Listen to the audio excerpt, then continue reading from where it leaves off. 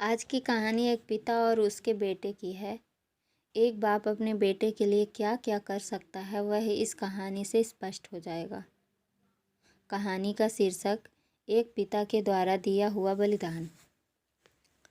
एक बार एक बेटा अपने पिता से लड़ाई करके गुस्से में घर से बाहर बड़बड़ाता हुआ निकला और बस स्टैंड की तरफ जाने लगा। वह मन ही मन में बोल रहा था कि न जाने कितने पैसे छुपा के रखे हैं, लेकिन मेरे लिए एक बाइक नहीं ले सकते। मैं यहाँ से चला जाऊँगा और तब तक नहीं आऊँगा जब तक कि अपने पैसों से बाइक नहीं खरीद लेता। उसे पैरों में कुछ चुभने का एहसास हुआ। नीचे देखा तो उसने पाया कि जल्दबाजी में उसने अपने पापा के जूते पहने हुए हैं। उस जूते में कील उभरी हुई थी जो बार बार उसके पैरों में घाव किए जा रही थी।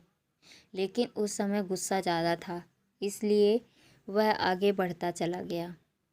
फिर उसे याद आया कि वह पापा का पर्स भी साथ ले आया, तो उसके दिमाग में आया कि क्यों ना आज अपने पापा का पर्स चेक किया जाए, जिससे आज तक उसके पिता ने किसी को हाथ तक लगाने नहीं दिया।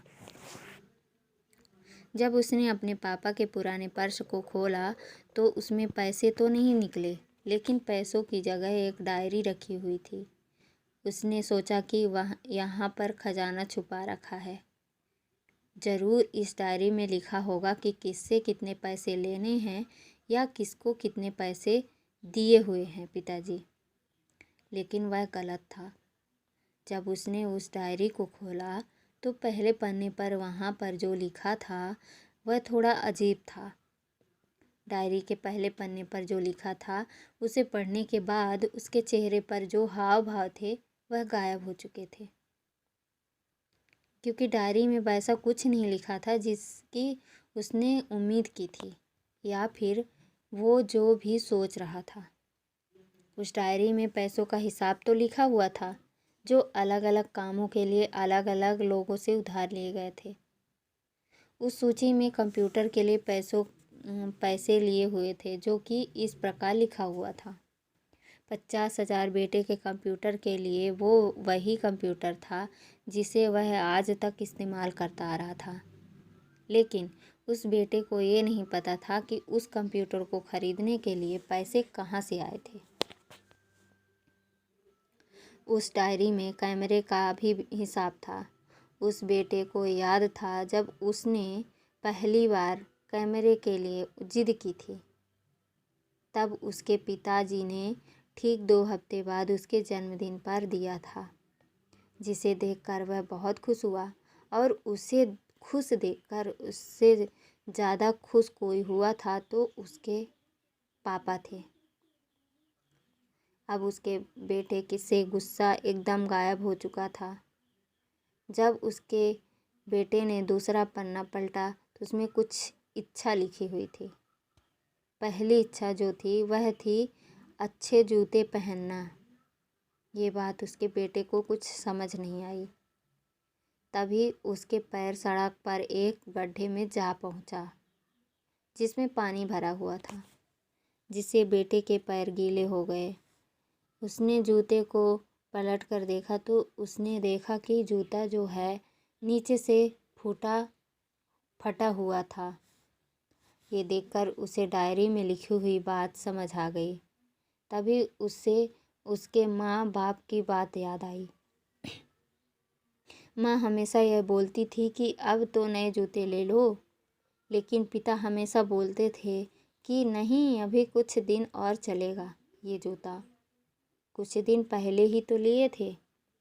उसे आज समझ आ रहा था कि कितने दिन और चलेंगे। साथ ही साथ उसे यह भी समझ आ रहा था कि उसके पिता पर्स को क्यों छुपाए रखते थे। तभी उस डायरी को पढ़ते पढ़ते वह बस स्टैंड पहुंच गया और एक बेंच पर जा बैठा। और उस डायरी का आखिरी पन्ना उसने पलटा तो वहाँ कल की तारीख लिखी हुई थी और नीचे लिखा था 50,000 रुपये बाइक के लिए। उस बेटे का बस इतना पढ़ा और उसका दिमाग एकदम शून्य सा हो गया। अब उसके मन में कोई गिला शिकवा नहीं बचा हुआ था। आँखों से आंसू आ गए। उसे कुछ समझ नहीं आ रहा था कि वह रो क्यों रहा है। अब वह जल्दी से घर जा रहा था। जूते में लगी कील अब उसके पैरों में घाव किए जा रही थी। उसने तुरंत उस जूते को खोला और फेंक दिया। अब वह नंगे पैर ही दौड़े जा रहा था और घर पहुंचा, लेकिन उसके पिता उसे घर पर नहीं मिले। उसे समझ आ गया कि उसके पिता कहाँ गए होंगे। वह सीधा बाजार की ओर भागा और पता नहीं उसमें इतनी हिम्मत कहाँ से आ गई थी कि वह भागते हुए बिल्कुल भी नहीं थक रहा था। वह उस बाइक वाले की दुकान पर पहुंचा। उसके पिता वहीं थे। उसने अपने पिता को दौड़कर गले लगा लिया। उसने आंखों से आंसू रुकने का नाम नहीं ले रहे थे। उसके पिता समझ नहीं पा रहे थे कि हो क्या गया है। उसने पिता से कहा कि पापा, मुझे मोटर बाइक नहीं चाहिए, आप अपने लिए जूते ले लीजिए। अब आज से मैं जो कुछ भी करूँगा वो अपने दम पर करूँगा, अपनी मेहनत से करूँगा। तो दोस्तों, हमेशा अपने माता पिता का आदर करें और वो भी यदि किसी चीज़ के लिए मना करें तो आप उनकी मजबूरी को समझिए। फूल कभी दो बार नहीं खिलते, जन्म कभी दो बार नहीं मिलते। मिलने को तो हजारों लोग मिलते हैं, लेकिन हजारों गलतियां माफ़ करने वाले माँ बाप नहीं मिलते।